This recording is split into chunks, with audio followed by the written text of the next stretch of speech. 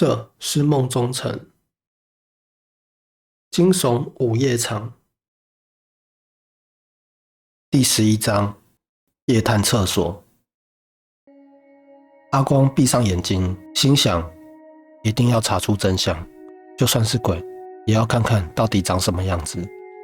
他把最近的线索又在脑中里过了一遍，现在主要就是几个疑点：害小雨的是什么人？为什么要害他？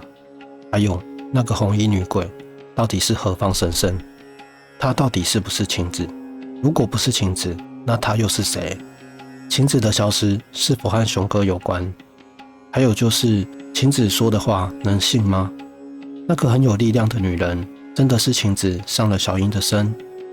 对了，阿光忽然想到，我记得小樱以前说过，晴子说有个女孩和熊哥走在一起了，才把她冷漠的。而且这个女孩晴子也认识，会不会是小新？阿光大胆地假设了一下，假设晴子发现了小新和熊哥的事情，然后去质问熊哥，结果吵了起来，最后熊哥把他杀了。不对，理由不够充分，熊哥应该不至于因为这么一点小事就杀人。那他到底是因为什么呢？总之晴子的事情已经有了一些进展，应该只差一点就能水落石出了。现在主要的是那个红衣女鬼。他想了一会，对了，那个梦，阿光忽然想起了那个噩梦。难道那个噩梦是在给我什么提示？那个女鬼每次都出现在厕所门口，而梦里的她带着我走进了女厕，然后难道女厕里有问题？一定要找机会去看看。阿光还正在思考，小英进来了，看见阿光还在被窝里，于是把手伸进去摸着阿光。我的大侦探，几点了还不起床？起来啊，出去逛逛。虽然小英这样说着，但手却不老实，在阿光身上摸来摸去，表情也非常的暧昧。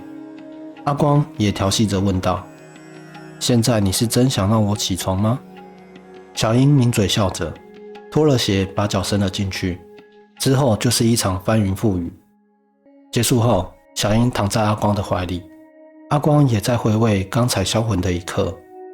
小英突然凑到阿光的耳边，轻轻地问道：你是喜欢我还是晴子？阿光有点不知所措，你怎么突然这么问？阿光疑惑地问道。没事啊，我就想知道而已。小英调皮地回答道。对了，小英，我问你一件事，你要认真地回答我哦。阿光很震惊地说。小英点点头。为什么每次晴子上你的身，你都心甘情愿地让她为所欲为呢？你应该知道，她时常上你的身，对你的身体不好，会折寿的。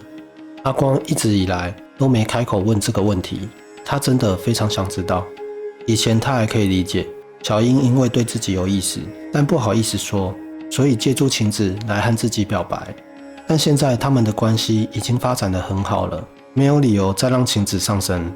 这个问题让小英也愣了半天，她自言自语地说：是啊，我为什么不反抗呢？为什么呢？我真的不知道。也许……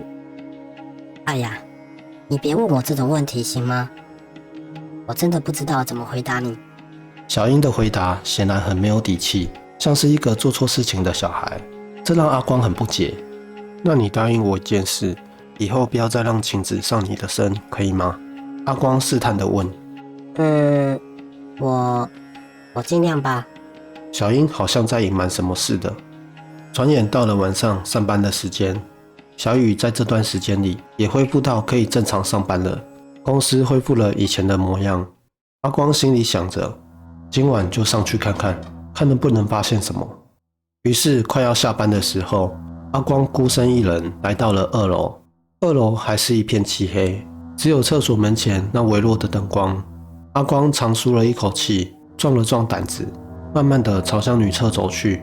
可就在他走到门口的时候，他听见女厕里好像有声音，那声音像是有人在低声抽泣。听起来好像还是个男人。阿光愣住了，身体开始微微颤抖，全身鸡皮疙瘩。谁在里面偷哭？为什么要在这哭？阿光尽量让自己不发出任何声音，悄悄地躲在南侧，偷偷地望着。他想看看到底是谁在里面哭。不一会，哭声停止了。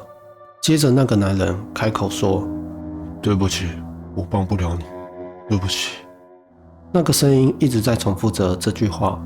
这个声音好熟悉啊，是阿健 ，DJ 老师阿健的声音。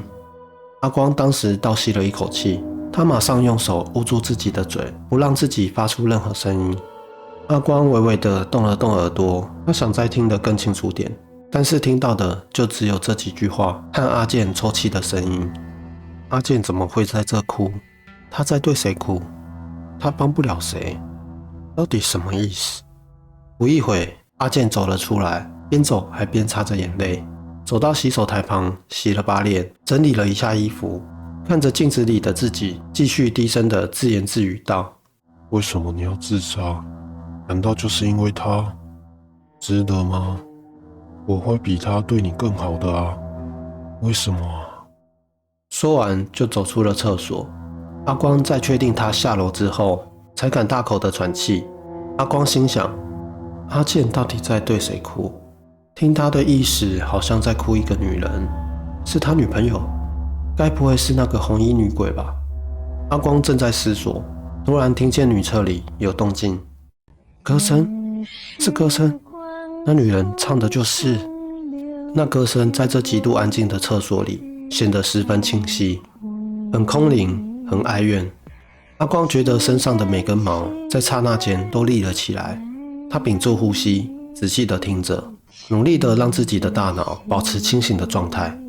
凭阿光做歌手的经验，他觉得这个歌声好像是用音响放出来的。如果是真的话，那这歌声应该有经过处理，因为用任何一种现代的播放器都放不出这种效果。这种效果感觉是用很老旧的播放器放出来的，而且是很多杂音的那种。阿光冷静地分析后，决定过去看看。阿光觉得此时此刻，除了那歌声之外，唯一能听见的就是自己的心跳。他努力地安慰着自己，这世界上是没有鬼的，就算有，也和他无冤无仇，应该不会害我才对。还有那个大师也说了，我与佛有缘，佛祖应该会保佑我的。女厕里漆黑一片，唯一的一点亮光，就是从墙上的窗户透进来的微弱月光。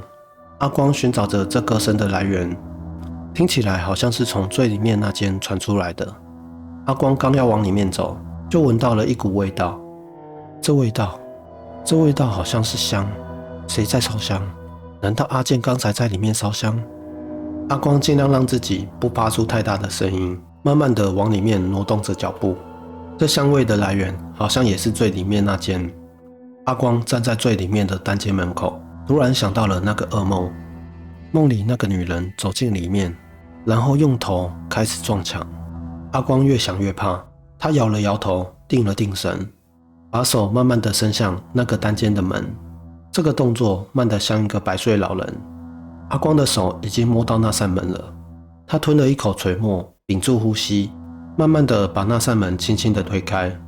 随着吱呀一声，门开了。借着窗户透进来的微弱月光，阿光看见里面的墙上有一张照片，照片里是一位女人，大概30岁左右，长得很有味道，乌黑的头发。虽然只有半身的照片，但是阿光觉得这个女人应该不矮，她身上穿的就是那件红色短旗袍。